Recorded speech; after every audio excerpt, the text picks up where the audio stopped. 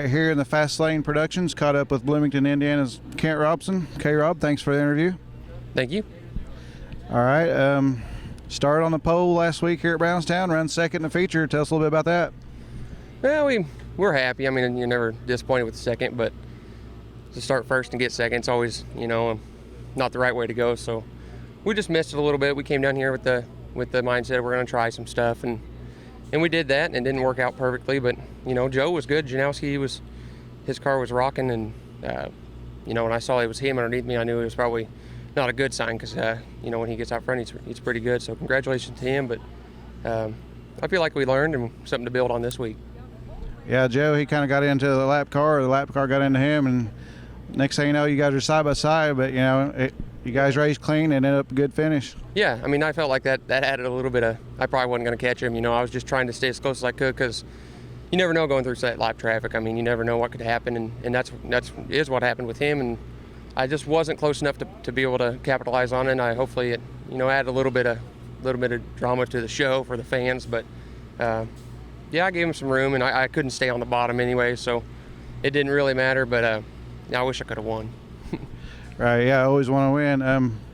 Pulling double duty tonight, running here in the 7R JB salvage car, and also running the modified. Tell us a little bit about that.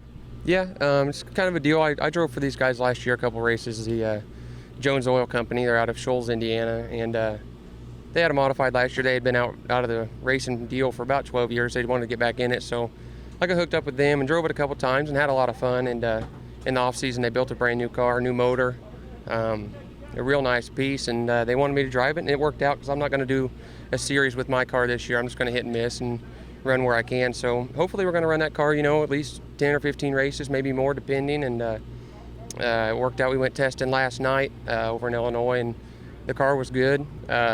Made some good laps, got some seat time in it, and had to get accustomed to driving a modified again. It's just been a little while since last year, and I love them to death, but it's just a little bit, the driving technique's a lot different. You got to slow down, and you just took me a while to get used to it. So it was good that we got those laps last night, and I'm looking forward to tonight. I think we're going to be real good here. So all right, being a former modified driver, whenever you decided to bump up to late models, this kind of being a sprint car country, tell us what made your decision to come to the late model side. That's always kind of just been a dream of mine. I mean, I loved coming down here. Brownstown was probably the biggest influence. I mean, just coming down here throughout the years and to this race right here, when I was growing up and seeing guys like, Jimmy and Scott and, I mean, all the Moyers and O'Neill, really, and I always wanted to do that. And we knew it was just like kind of a natural progression. As once you get into stock cars, you're kind of in stock cars. And, the last year I modified, we debated going to a sprint car. We talked about it, and we just kind of decided to go towards the late model.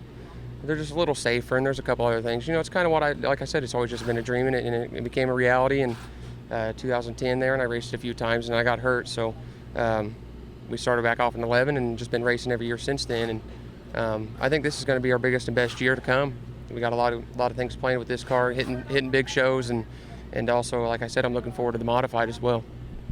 All right, yeah, you kind of touched base on a series. You ran the World of Outlaw series last year, finished second in the rookie points. I'm sure it was a big learning curve. Tell us a little bit what you learned that helped you on the series last year that helped you on your program this year.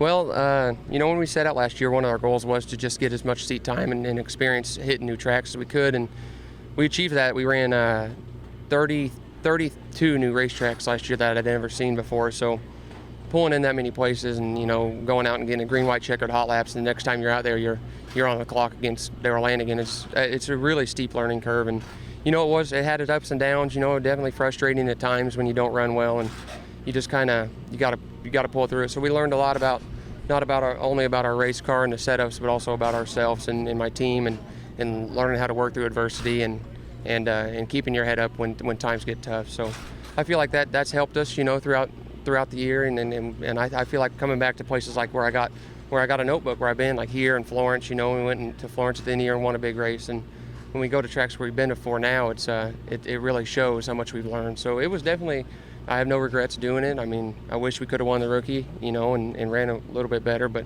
it's to be expected, I think, and I think we have no reason to hang our head, and we're just coming into this year with a lot of confidence and trying to stay positive also.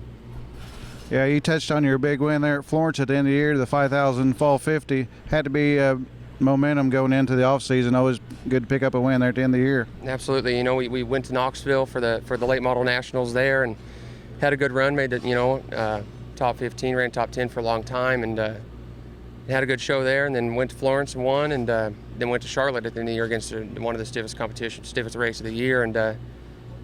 And it is nice to end on a high note like that, and it makes the off season seem a little shorter because you got something to look forward to, and you got a good piece. So we stick with the same cars. We got the same cars this year, same motors, kind of doing the same deal. So no other than hitting, no series, but we're looking forward to it, man. I'm ready to get going. I'm ready for some warm weather. This isn't bad, but I'm ready for some summertime, I can tell you. Yeah, I'd say everybody agree with you on that. Just take a few minutes here to mention all your sponsors that help you out throughout the year. I got first and foremost got to thank my mom and dad. They've been behind me in everything I do, and JB Salvage is his company in Bloomington. It's a scrap recycling center there in Bloomington, and like I said, they're behind me 100%. And it's a big family sport for us. They come every race. My sister, my brother-in-law, and nephew, and so it's a big family sport for us. Then also I got Kaiser Manufacturing, Integra Racing Springs and Shocks. J. Dickens Racing Engines, Masterbuilt Chassis, and Hoosier Tires, VP Fuel. They're all behind me, and it takes a lot to keep one of these things rolling, so I got to thank all them. All right, Bloomington, Indiana's Kent Robson here at 16th Annual Indiana Icebreaker. Kent, maybe we'll see you in Victory Lane. Well, I hope so, man. I'd love that. All right, thank you.